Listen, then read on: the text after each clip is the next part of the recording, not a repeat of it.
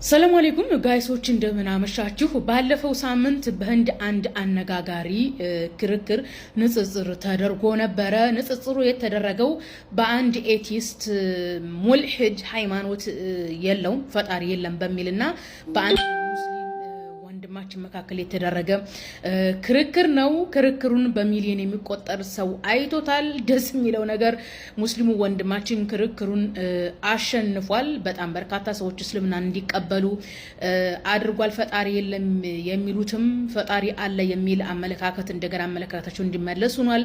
በጣም በርካታ የሂንዱ እምነቶችም ወደ እስልምና ለመምጣት ፍላጎት ሲያድርባቸው ወንድማችንን ለማሰር የህንድ መንግስት ክስ ምናምን ሲያቀርብበት ወንድማችን ከህንድ አምልጦ ሌላ ሀገር ነው ያለው እና በጣም አዘኘ ነበር እንደዚህ አይነት ዜናዎችን ስሰማ። አንድ ሼህ የኩዌቱ ሼህ ብዙዎቻችሁ ታውቁታላችሁ ብዬ ገምታለሁኝ። ሐሰን ሁስኒ የሚባለው የኩዌት ዳኢ ነው። ከሱ ዜናውን ከሰማው በኋላ ነው ይሄን ቪዲዮ የሰራሁላችሁ። አልহামዱሊላህ ያው ተረጋግቻለሁኝ በሰላም ከህንድ መውጣቱ ማለት ነው። እና ይሄን ቪዲዮ እንድሰራ ያደረገኝ ይህች ህንድ አጃኢብ የሆነች ሀገር ናት እናንተ። እና የሚገርማችሁ ነገር በንጽጽር በኩል እጅግ በጣም ጠንካራ ሙስሊሞች የሚወጡት ከህንድ እንደው ታውቃላችሁ። ኦኬ ለምሳሌ ሼህ አህመድ ዲዳትን ረሂመሁላህ ረህመተን ዋሲአን ለዚህ ትልቅ ዝና ያበቃው በሚሊዮን የሚቆጠር ሰው እስልምናን እንዲቀበልና እንዲያቅ ያደረጋቸው ኢዛር አልሐቅ የሚል መጽሐፍ ነው። ያንን መጽሐፍ የጻፈው ህንዳዊ ነው። ሼህ አህመድ ዲዳትም ህንዳዊ ናቸው። ዶክተር ዛኪርም ህንዳዊ ነው። ታውቃላችሁ። እና ኢዛር አልሐቅ የሚለው መጽሐፍ የጻፉት ረህመቱላህ አልሂንዲ ነው ስማቸው፣ ረሂመሁላህ ረህመተን ዋሲአን። እና እንደዚሁ ክርክር ያደርጋሉ። ክርክር ያደረጉት ከማን ነው? ከክርስቲያን ሚሽነሪዎች ጋር፣ ከፕሮቴስታንቶች ጋር።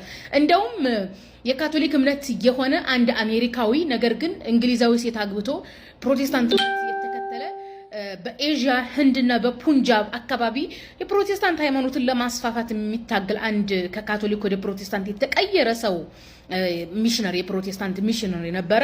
እና ወያይሃለሁኝ በማለት ሼህ ረህመቱላህ አልሂንዲን ለውይይት ጠራቸው። ህዝብ ፊት አሸነፉት። ሲያሸነፉት ሼህ ረህመቱላህ አልሂንዲን ለመግደል ሲያሳድዷቸው አመልጠው ከህንድ በእግራቸው መዲና ሳዑዲን የመጡት። በዛን ሰዓት ኦቶማኖች ነበሩ አካባቢውን የሚያስተዳድሩትና መዲና በመምጣት አረበኛ በደንብ በመማር አይ ቲንክ ኢቭን ዘር መሰረታቸው አረቦች ሳይሆኑ አይቀሩም። አረበኛ እንደገና አረበኛ ቋንቋቸውን አይ ቲንክ አረበኛ ቋንቋ ተምረው በጣም በርካታ መጽሐፍትን ጽፈው የኢዛር ሐቅ መጽሐፍ ጻፊ ናቸው። በጣም ደስ ያለ ከሰማሁት ታሪክ እኒህ ሼህ ወደ ኦቶማን ኤምፓየር ግዛት ወደ ሆነችው ያኒ ከተማ ወደ ሆነችው ወደ ኢስታንቡል በመሄድ ካልተሳሳኩኝ ከሱልጣን አብደል አዚዝ ከሱልጣን እንትን አብደል መጂድ አይደለም አብደል አዚዝ ከተባለው ከሱ ሽልማት ተቀብሏል። ደስ የሚለው ነገር ማለት ነው። እና የሳቸው መጽሐፍ ነው ሼህ አህመድ ዲዳትን የወለደው። ኦኬ ሚሽነሪዎች ክፋታቸው ነው።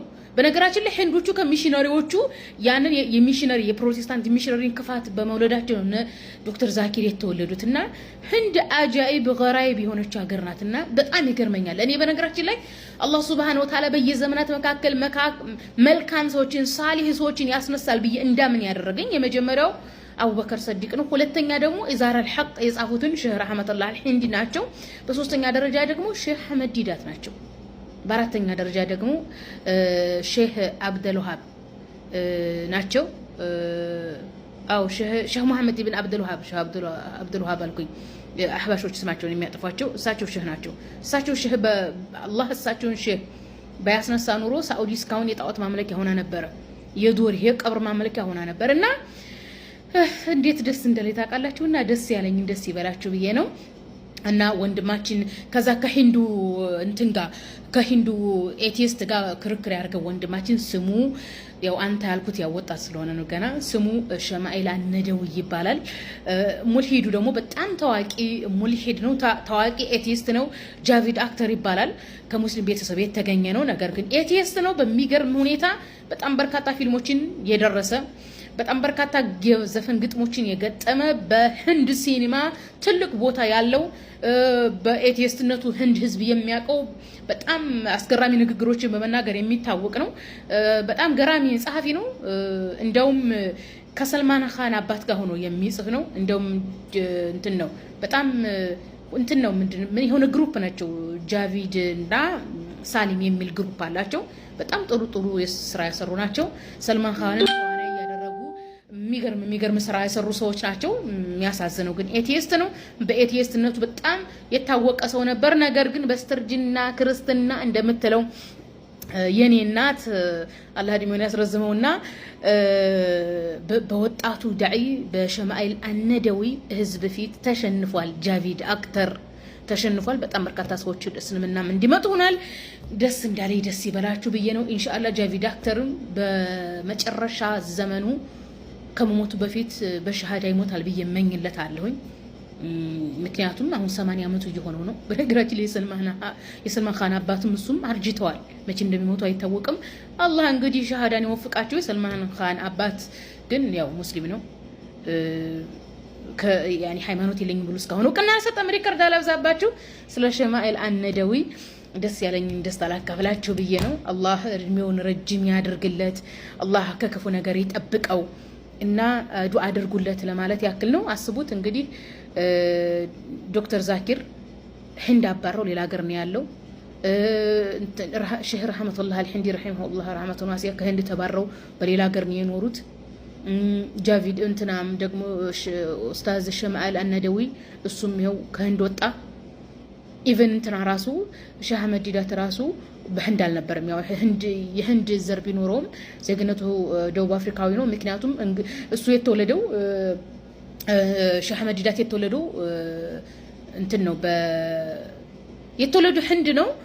ግን የደቡብ አፍሪካ ዜግነት ያለበት ምክንያት ምንድነው? እንግሊዞች ደቡብ አፍሪካንም ህንድንም ቅኝ ግዛት ይገዙ ስለነበረ ከህንድ ወደ ደቡብ አፍሪካ ለስራ መጣ። የደቡብ አፍሪካ ዜግነትን ይሸከማል። ያው እሱ ጥሩ ስራ ከሰራ በኋላ ታሟል። ያው የታመሙት እነሱ ራሱ ካፊሮቹ አሲሮበትም ሊሆን ይችላል። አይ ቲንክ ግን በቅርብ ባለፉት በ2010ዎቹ ውስጥ ልጅን ገለውበታል። ስለዚህ ህንድ ላይ ጠንካራ ሙስሊሞች ይነሳሉ። ግን እነዛ የላም ልጆች ያባረሯቸዋል፣ ያሳድዷቸዋል።